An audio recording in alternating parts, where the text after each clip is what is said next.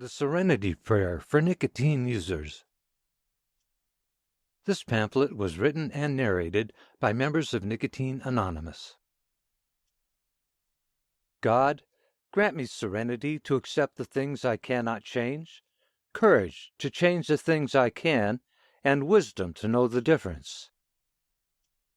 Selected from text written by Reinhold Niebuhr, 1926. God, grant me serenity to accept the things I cannot change. As nicotine users, we cannot change our craving for nicotine, but even if we can't change the craving for nicotine, we can accept it.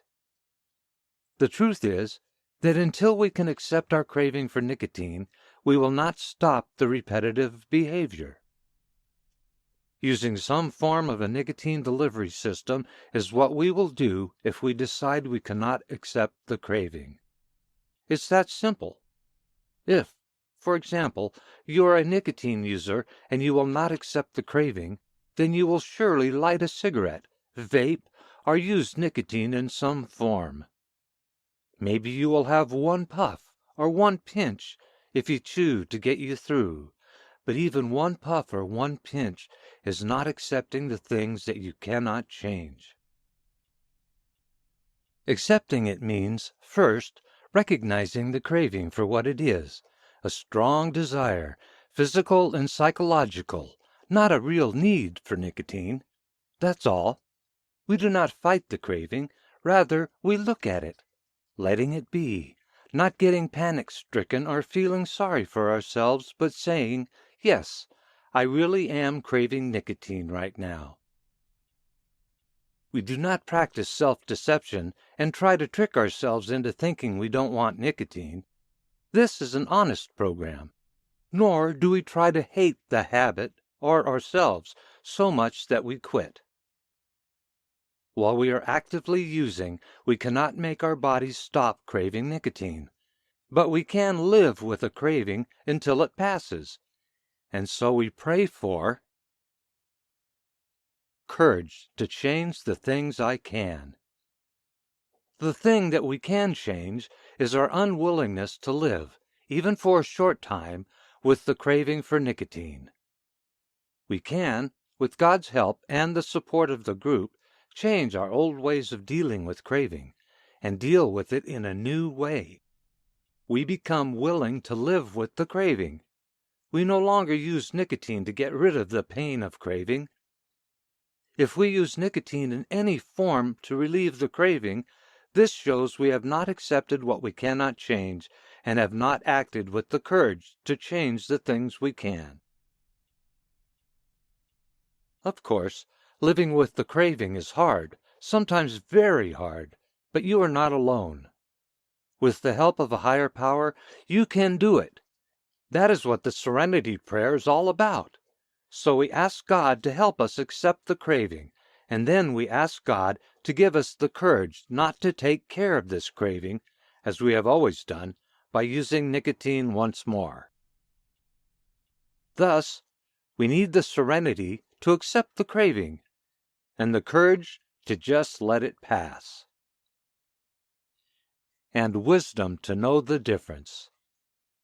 The wisdom we ask for here is to become aware of the difference between our old way of handling the discomfort of craving in the past, for example, by compulsively lighting up, and the new way of dealing with cravings, accepting the craving until it passes, uncomfortable though we may be for a few moments, understanding that a craving will pass, whether we use nicotine or not. The strength and courage to live as former nicotine users with this initial discomfort does come if we ask for it, even though it may take time. What we receive is not raw willpower, but a power that comes from our higher power, from the group, and from our innermost self. The power we actually want is love. It is only with this kind of power that we can become ex-nicotine users and receive a new life free from nicotine addiction.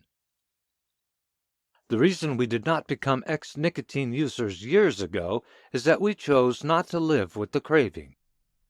Every time we craved, we gave in and used nicotine.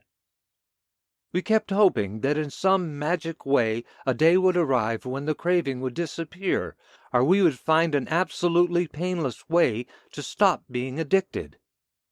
That day never came. Each of us kept repeating our favorite rationalizations or excuses for using tobacco, our own justifications for not living with the craving. And we kept craving and using, year after year. But now we can change all that. The moment we can accept what is, I want nicotine, and face it with the courage God gives us, we can say, I choose not to handle this craving by using nicotine. Then we became ex-nicotine users. If you continue to use nicotine, even though you say this prayer, then say it again, and keep saying it while you reflect what it means to you, a nicotine addict.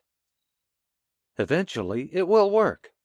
It will not work if you are not sincere, but if all you can do at first is to say the prayer without believing it, then at least do that. Some time may be needed for you to receive the power to live with the discomfort that comes from craving, but eventually it will come. In time, the craving will diminish greatly, and someday, we trust, it will disappear altogether. However, if you have a slip and, for example, you are a smoker and light one up, accept yourself reverently and say the prayer again the next time. Remember, it is not really the stress, frustration, or even the craving that causes us to keep using nicotine again, but rather our lack of serenity and courage to deal with the craving. Help comes from your higher power, from the group, and from your own healthy inner self. May God be with you now. This pamphlet was produced by members of Nicotine Anonymous. Order printed copies of this pamphlet at our store.